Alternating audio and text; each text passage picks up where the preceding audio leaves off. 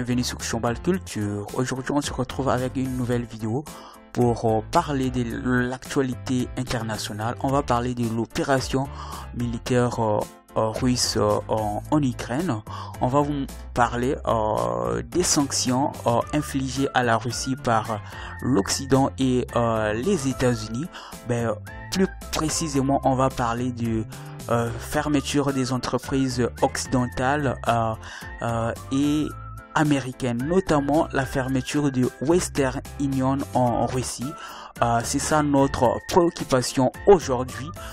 Pourquoi cela? Je vous explique. Ok, comme vous le savez, Western Union c'est une en fait entreprise américaine, ok, qui est spécialisée dans le transfert d'argent vers le monde. Ok, donc vous savez, actuellement, selon donc les sanctions qui ont été infligées par les États-Unis et l'Occident, la plupart des entreprises américaines et occidentales, donc européennes, j'ose dire, ont quitté la Russie.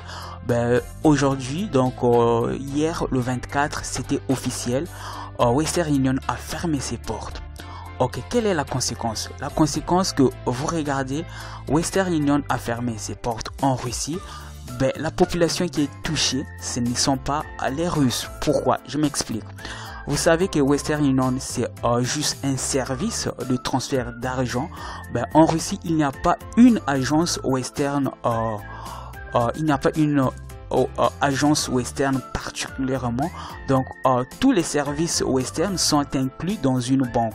Donc quand vous voyez, quand Western ferme ses portes, il n'y aura aucun chômeur en Russie, mais c'est juste le service Western dans une banque russe va fermer. Donc la banque va continuer à travailler et cela n'a aucune conséquence sur l'économie russe parce qu'il n'y aura pas de chômeurs. Par contre, la population qui est affectée, ce sont en fait en majorité les étudiants internationaux qui utilisent le service Western Union, notamment les Africains, en fait les étudiants africains, indiens, chinois, vietnamiens, tout ce que vous connaissez. Malgré cela, en fait les Chinois, ils ont un système déjà qui existe déjà pour faire les transferts d'argent. Par contre, les Arabes, les Indiens et autres, particulièrement les Africains, ils n'ont aucune solution pour remédier à les transferts, à ce transfert, j'allais dire, de Western Union. Cela est très grave parce que actuellement, en Russie, il n'y avait que deux services de transfert d'argent, donc notamment MoneyGram et Western Union. MoneyGram était déjà fermé il y a très longtemps, donc il restait qu'un seul, c'est Western Union. Le 24, excusez-moi, je dis ça avec des émotions, le 24 mars dernier, donc Western Union a quitté d'une manière officielle la Russie. Donc si un parent voudrait envoyer de l'argent vers l'Afrique, soit vers le Maroc, en Russie, à son enfant, il n'aura pas le choix parce que l'enfant ne va jamais recevoir de l'argent car il n'y a aucun système actuellement qui pourra faire ces transactions. Le code SWIFT était déjà supprimé sur toutes les banques russes, j'allais dire. Donc du coup, il n'y aura pas ni les retraits, soit d'argent vers la Russie via Western Union.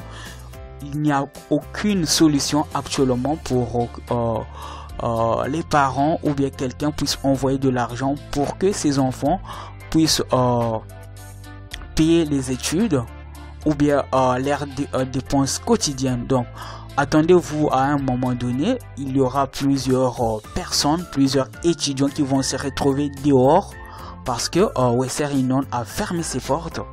Et cela est mal choisi. Je pense que c'est pas une bonne solution car la plupart des Russes n'utilisent même pas le service Western Union. Du coup, la population qui est affectée, ce sont les étrangers qui vivent en Russie, notamment les étudiants. Ces étudiants-là, pour la plupart, ne travaillent pas.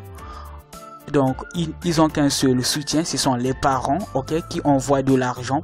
Et actuellement, les parents n'auront plus la possibilité d'envoyer de l'argent s'ils ont même envie, parce que il y avait qu'un seul transfert international qui existait en Russie, c'est Western Union. Ok. En l'occurrence, il y a aussi le code SWIFT. Il n'y aura pas aussi le virement bancaire, car le code SWIFT dans plusieurs banques ont été déjà supprimés. Mais la bonne nouvelle, je vous dis, les parents, si vous êtes un parent, vous m'écoutez, vous avez la possibilité d'envoyer de l'argent en Russie, même si on a supprimé le code SWIFT dans plusieurs banques. Western Union ne travaille pas, il n'y a aucun transfert officiel. Les petites je sais pas, services ou bien les petits services qui existent ne sont pas fiables, ne sont pas sécurisés. Je vous conseille pas.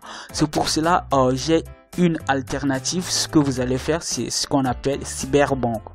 Cyberbank, c'est la banque fédérale, c'est la banque russe. Actuellement, vous pouvez faire un virement vers Cyberbank. Ce que vous allez dire, si vous avez un parent, un enfant qui est en Russie, dites-lui de vous envoyer, je sais pas, ses coordonnées bancaires. Le code SWIFT chez Cyberbank n'est pas encore désactivé. Vous savez que les Occidentaux, ils payent le pétrole, le gaz, les matières premières vers Cyberbank.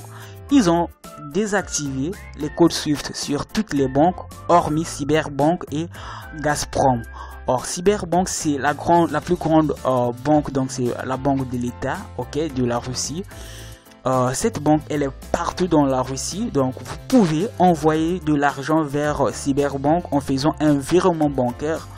Le code SWIFT, je répète, les codes SWIFT ont été désactivés sur toutes les banques, hormis Cyberbank et Gazprom Bank. En fait, Gazprom Bank, c'est la banque qui vend de l'énergie, donc le gaz et le pétrole en Russie. Par contre, Cyberbank, c'est la banque fédérale, c'est la banque du gouvernement russe. Dans ces deux banques, vous pouvez faire le transfert, mais moi je vous conseille de faire le virement via Cyberbank. Pourquoi je le dis? Parce que j'ai un ami, ok, qui a reçu son argent vers son père lui a envoyé de l'argent vers le Maroc, j'allais dire vers la Côte d'Ivoire. Ils ont fait un virement bancaire de la Côte d'Ivoire vers la Russie via Cyberbank. J'ai des preuves et cela c'est fiable, c'est ce que vous pouvez faire. Sinon c'est le chaos. Si vous avez écouté ce message, j'aimerais que vous vous partagez au maximum ce message pour que les gens le sachent, qu'il y a au moins un moyen de le faire, d'envoyer de l'argent via un virement bancaire vers Cyberbank. Vous pouvez donc faire un transfert d'argent vers Cyberbank. Merci d'avoir suivi cette vidéo avec attention. On se dit à la prochaine. Bye bye. Yeah, yeah.